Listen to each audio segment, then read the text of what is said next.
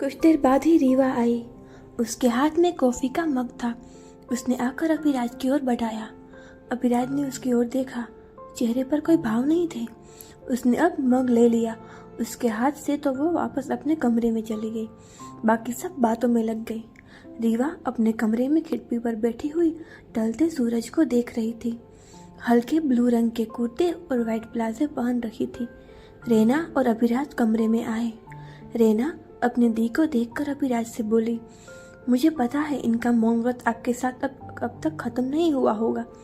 उसकी बात सुनकर अभिराज ने उसे देखा तो वह मुस्कुराती हुई बोली, मुझे पता है वो ऐसी ही है। मैं भी जानबूझकर उनको परेशान करती हूँ ताकि वो मुझसे बात करे। वो बोली तो अभिराज बस मुस्कुरा दिया। वो नहीं समझ पा रहा था रीवा को, उसके बर्ताव को। ए दी, देखिए मैं आपके पतिदेव को लेकर आ गई। कब से इनके बिना रह नहीं जा रहे होगा ना आपसे। वो एकदम से बोली तो अभिराज उसे अजीब तरह से देखने लगा। रीवा उसे आंखें दिखाती हुई खड़ी हुई। हो गया तेरा या और कुछ बाकी है? रेना मुस्कुराती हुई बोली, जी हो गया, लीजिए अपने पति को संभालिए, मैं चली।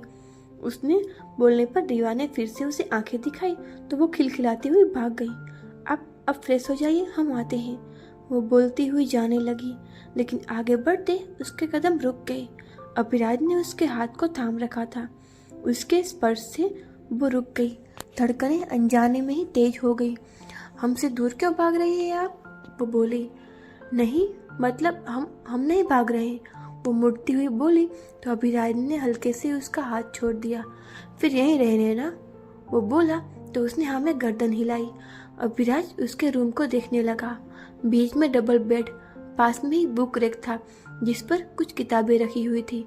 उसके पास खिड़की थी जिस पर गादी और तकिए रखे हुए थे जिससे उस पर बैठा जा सके। जहाँ रीवा अभी कुछ देर पहले बैठी थी। एक कोने में अटैच वॉशरूम था। जगह जगह पर दोनों बहनें की तस्वीरें लगी हुई थी। अभिराज पास जाकर उन तस्वीरों को देखने लगा। रीवा उन तस्वीरों में कुछ अलग सी लग रही थी। कुछ में खिलखिलाकर हंस रही थी, कुछ में अजीब तरीके से फेसेस बनाए हुए थे। वो काफी अलग रही थी। वो नहीं लग रही थी कि जैसे वो अभी है। रीवा ने एक नज़र उसे देखा और बेड पर बैग रखकर अभिराज के कपड़े निकालने लगी। अभिराज वापस उसकी ओर आया। रीवा उसे देखती हुई बोली, आप फ्रेश हो जाइए, हम खाने की तैयारी करते हैं। वो बोली, माँ से कहिएगा ज़्यादा कुछ न बनाए, आप जानती है हेवी डिनर नहीं करते हम। वो बोला तो रीवा हाँ में सर हिलाती हुई चली गई। अभिराज भी वॉशरूम की ओर बढ़ गया। रीवा नीचे आई और किचन की ओर बढ़ गई जहाँ अरुंधति जी खाना बनाने की तैयारी कर रही थी। अपनी माँ को एक नज़र देखकर वो बोली, ज़्यादा कुछ बनाने की ज़रूरत नहीं है, रात का खाना बहुत कम खाते हैं वो। रीवा बोली और किचन से बाहर निकल गई। चलो दी, शिव जी के मंदिर चलते हैं, फिर तालाब के पास भी चलेंगे। रेना आती हुई बोली तो रीवा दरवाजे की ओर बढ़ती हुई बोली, हाँ चलो। रुको दी, मैं जीजू को बुला कर आती हूँ। इतना बोलकर वो बिना उसकी बात सुने दौड़ती हुई चली गई। कुछ देर बाद ही वो उसे लेकर आई। ब्राउन कार्गो पैंट्स और वाइट टी शर्ट में वो कुछ अलग सा ही लग रहा था। तीनों पैदल ही निकल गए। रेना उसके साथ, रीवा और उसके साथ अभिराज, तीनों साथ साथ ही चल रहे थे। अभिराज के लिए ये कुछ अलग सा ही अनुभव था। उसने अब तक कोई गांव नहीं देखा था। कुछ देर बाद ही तीनों मंदिर पहुंचे। रीवा ने सीढ़ियों से ही हाथ लगाकर माथे को छुआ। तीनों अंदर आए। रीवा ने शिव जी की मूर्ति के आगे आकर अपने हाथ जोड़े। उसके चेहरे पर सुकून नजर आ रहा था। अभिराज ने उसे देखा। उसके चेहरे पर उतरा सुकून देखकर उसे भी बहुत अच्छा लगा। दर्शन करके तीनों तालाब की ओर आए। अंधेरा होने लगा था। रेना अभी आने का बोलकर वहीं चली गई। दोनों आकर तालाब की पार पर बैठे। दूर तक पानी दिख रहा था। सूरज लगभग ढलने ही लगा था, लेकिन पीछे अपनी लाली आसमान में छोड़ा गया था। बहुत खूबसूरत दृश्य हो रहा था। एक बात पूछे आपसे? कुछ देर की खामोशी के बाद अभिराज बोला। रीवा ने अपने पास बैठे अभिराज को एक नज़र देखा जो सामने देख रहा था। जी पूछिए। वो भी वापस सामने देखती हुई बोली, आप क्यों अपने माँ पापा के साथ ऐसी हैं? मतलब आपका बर्ताव कुछ अजीब सा लगा हमें। वो बोलता हुआ रुका और रीवा की ओर देखा जो एकटक उसे ही देख रही थी। जैसे आप नाराजगी दिखा रही हो अपनी। अभिराज ने अपनी बात पूरी की। क्यों? क्योंकि ऐसा ही है। हम नाराज हैं उनसे, वो बिना किसी लाग लपेटे के बोली। उसकी बात सुनकर वो चुप हो गया। उसे लगा उसे अब कुछ पूछना नहीं चाहिए, उसका पर्सनल मैटर था। अब पूछेंगे नहीं हम क्यों नाराज हैं। रीवा आसपास में देखती हुई कुछ गहराई से बोली, अगर आप बताना चाहे तो हम हर जरूर जानना चाहेंगे। वो एकटक उसे देखता हुआ बोला, क्योंकि उन्होंने हमारी मर्जी के बिना हमारी शादी करवाई। वो इतना बोली कि अभिराज का दिल धक से रह गया। क्या उनका रिश्ता उसके लिए मजबूरी का था? रीवा ने अपनी भरी आंखों से अभिराज को देखा। वो आगे कुछ बोलने को हुई, तब तक रेना की आवाज आई, दी जीजू चले घर चलते हैं। अभिराज के कान में बस रीवा के लफ्ज ही गूंज रहे थे। वो दोनों उठे, फिर घर की ओर चले गए। रास्ते में रेना अभिराज से कुछ न कुछ कहे जा रही थी, जिसका वो बस हाँ हूँ में ही जवाब दे रहा था। तीनों घर पहुंचे। अरुंधति जी डिनर बना चुकी थी। सब डाइनिंग टेबल पर बैठकर डिनर कर रहे थे।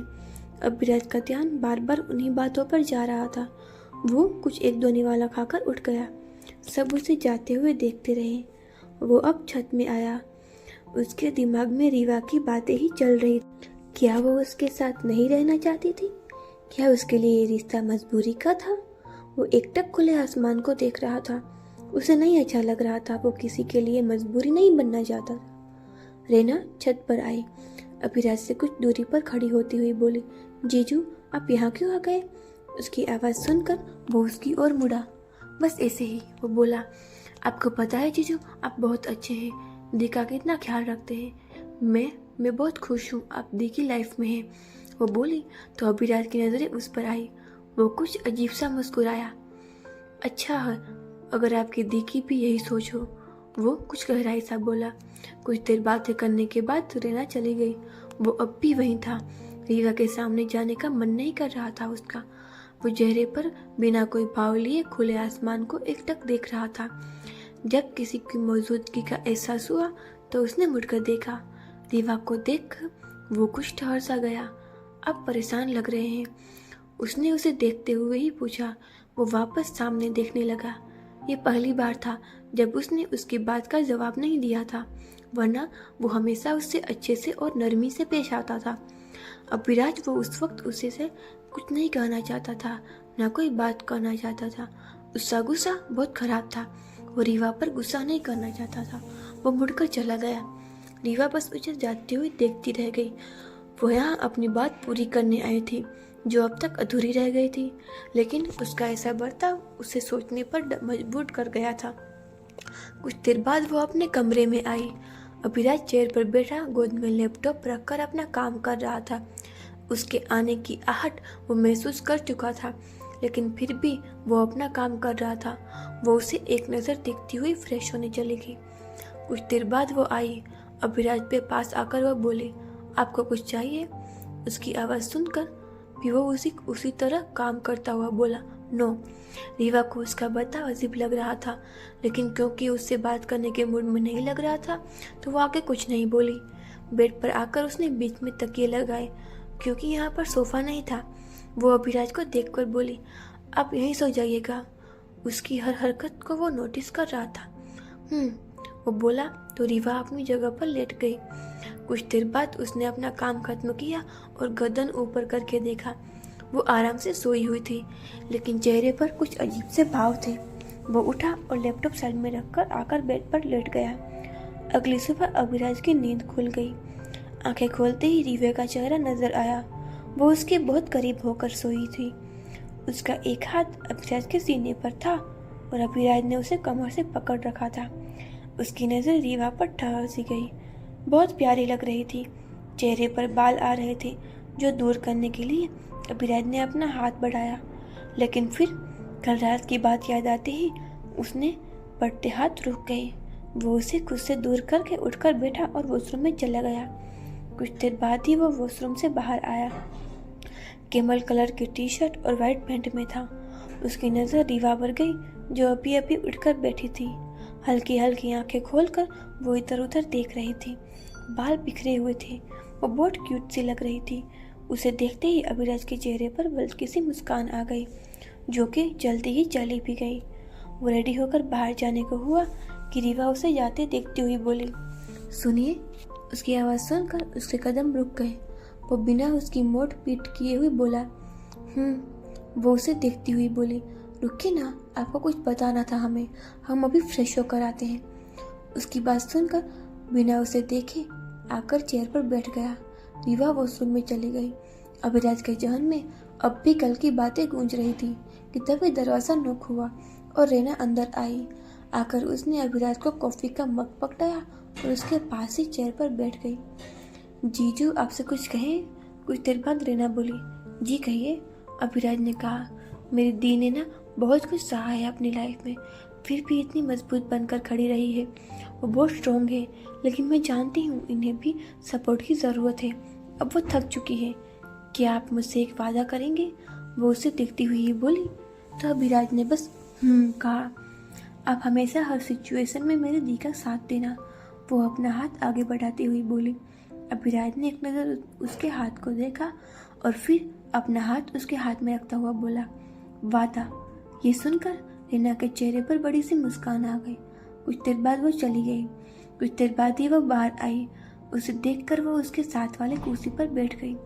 वो कल हमारी बात अधूरी रह गई थी।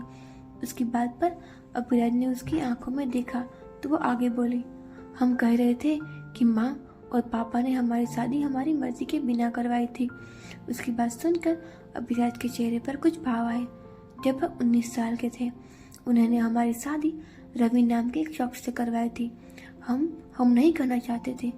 उसकी बात सुनकर अभिराज ने चौंक कर उसकी ओर देखा तो वो बोली, हम जानते थे, हमें शादी से पहले आपको बताना चाहिए था। हम बताना चाहते थे, लेकिन माँ, उन्होंने हमें अपनी कसम में बांध दिया था। उसकी आंखों में नमी थी। हम हमारी पढ़ाई करना चाहते थे, लेकिन पापा ने कहा हम शादी कर ले, बहुत अच्छा और बड़े घर का रिश्ता है। हमने मना किया, लेकिन वो नहीं माने। हमारी शादी के दिन ही रात को रवि ड्रिंक करके कमरे में आए। उन्होंने हमारे साथ जबरदस्ती की। हम नहीं थे रेडी। बोलते बोलते आंखों के आंसू गालों तक आ गए। अभिराज के हाथों की मुष्टियां कस गई। रीवा आगे बोली, हम रेडी नहीं थे फिजिकल होने के लिए। I don't want to hear. Abhiraj बोलता हुआ उठा तो रीवा भी उठकर खड़ी होती हुई बोली, but I want to talk please. वो रुआसी होकर बोली। तो अभिराज ने मुड़कर उसकी ओर देखा तो वो आगे बोली, हम वहाँ नहीं रहना चाहते थे। 2 बार भागने की कोशिश भी की, लेकिन पकड़े गए। वो बार हमारे साथ। हमने एक दिन गुस्से में उनको थप्पड़ मार दिया तो वो गुस्से में आकर हमें हमारे घर छोड़ कर गए, ये कहकर कि हम उनके लायक नहीं। उसकी बात सुनकर अभिराज को उसके लिए बहुत बुरा लगा रहा था। वो रोती हुई उससे सब बता रही थी। तभी रेना दरवाजे पर आकर बोली, दी, जीजू, माँ नाश्ते के लिए बुला रही है। वो आकर बोली, तुम जाओ, हम आते हैं। रीवा अपने आंसू पोंछती हुई बोली तो वो चली गई। अभिराज ने एक नज़र रीवा को देखा और बाहर जाने को हुआ तो रीवा पीछे से आकर उसकी कलाई पकड़ ली तो उसके कदम रुक गए। उसके बाद 2 महीने बाद हमें पता चला कि हम 3 मंथ्स प्रेग्नेंट थे। उसकी बात सुनकर अभिराज ने कसकर अपनी आंखें बंद कर ली। मुठियाँ कस गई। पापा और माँ चाहते थे कि हम अबॉर्शन करवा लें, लेकिन हम नहीं चाहते थे ये ऐसा। इन सब में उस नन्ही सी जान की कोई गलती नहीं थी। 9 महीने बाद जब हमने अपनी बेटी को जन्म दिया, उसी रात पापा उसे लेकर कहीं छोड़ आए। इतना बोलकर वो सिसक पड़ी। अभिराज को पीछे से गले लगकर वो बिलख कर रो पड़ी। अभिराज अपनी आंखें बंद किए खड़ा था। चेहरे पर गुस्सा साफ झलक रहा था। हमें हमारी बेटी चाहिए, प्लीज़। कुछ देर बाद वो रुआसी आवाज़ में बोली, हमें माफ़ कर दीजिए, हमारी वजह से आपकी ज़िंदगी खराब हो गई। आप चाहे तो हमें छोड़ सकते हैं, हमारी गलती है। वो इतना बोलकर रुकी और फिर से रोने लगी। अगर आपको ये कहानी पसंद आ रही है तो चैनल को लाइक शेयर और सब्सक्राइब ज़रूर करिए और प्लीज़ कमेंट करते रहिए कि आपको ये कहानी कैसी लग रही है, ताकि आगे के पार्ट्स देने की मोटिवेशन आए। Thank you.